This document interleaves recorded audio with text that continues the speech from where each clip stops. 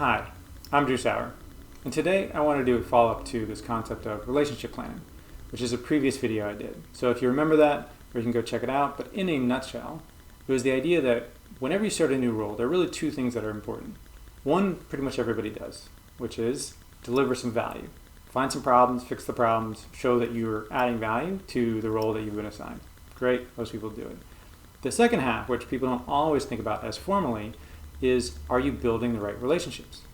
And the video kind of goes through a straightforward way to do that, which is ideally get a list of all those people who are going to have an influence on whatever it is you want. If you're going to try to get a promotion, you're going to try to get a new role, you just want a big bonus, whatever the case may be, who are the people who will be making those decisions and will be influencing the outcome?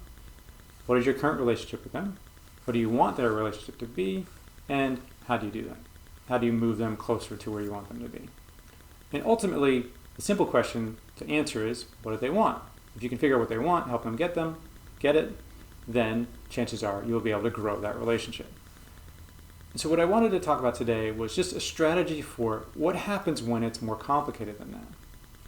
So what happens when what people want is actually in conflict with what other people want who are also important to you, right? Let's take a very simple scenario. So you have a boss who runs a product, that's what you're working on, and very proud of the product, very happy with how it's working, has been doing it a long time, so thinks everything's pretty good. And they get a new boss, and that new boss was brought in to do something, right? Which is something you hear often in corporations. She was brought in to transform this organization, to build new revenue streams, to do something different. So your boss wants things basically the way they are, kind of continuing, making improvements, but generally good. Where your boss's boss now is chartered to do something different. So if there's not a transformation, that individual is not going to see themselves as successful. So what do you do in this scenario? And here the concept is find a higher value.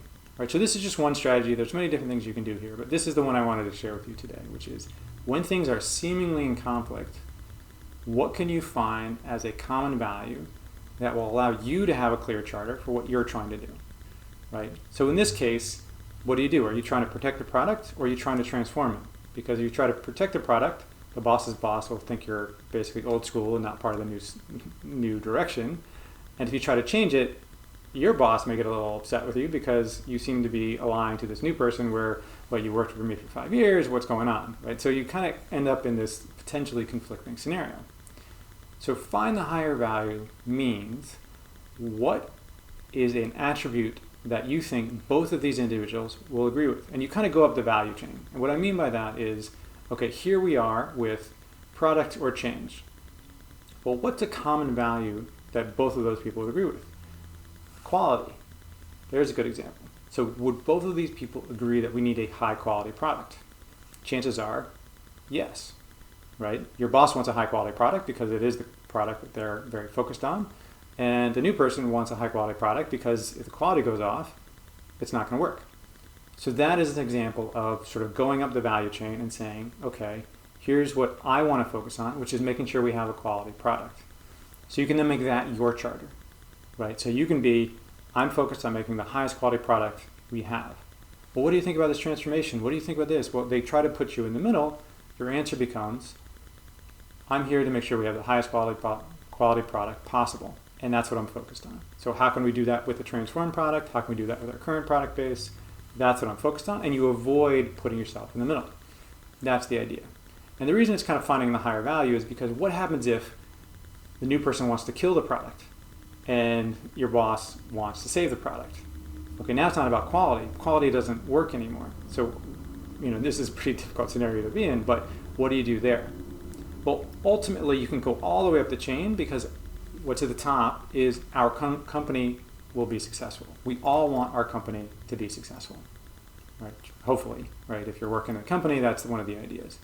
So if you go all the way up the chain, you can get to, we all want our company to be successful.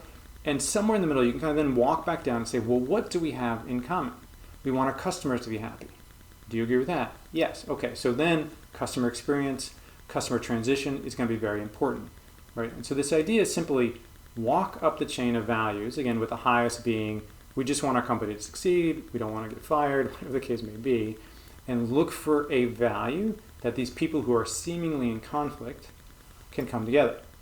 Because once you have that, you have an anchor of what you can focus on so that you don't get caught in the middle and this is the corporate politics and all this kind of stuff. So you can kind of remove yourself from that scenario by finding a common value that these people have and using that as your anchor and your focus point to do your job. So that's the concept, that's the idea. So figure out a more universal value to avoid the conflict when what people want seem to be going in opposite directions. So think about it. You have to apply it to your specific scenario, but if you do that, it can kind of give you, again, this idea, this anchor, this sort of safety point where you can handle these conflicting situations with a lot more confidence, clarity, and control on your own part. So give it a shot. Hope that was useful. As always, if you want some more in-depth content, you can go to my website, drewsaur.com, sign up for my mailing list, get my free video crash course, and I look forward to seeing you next time.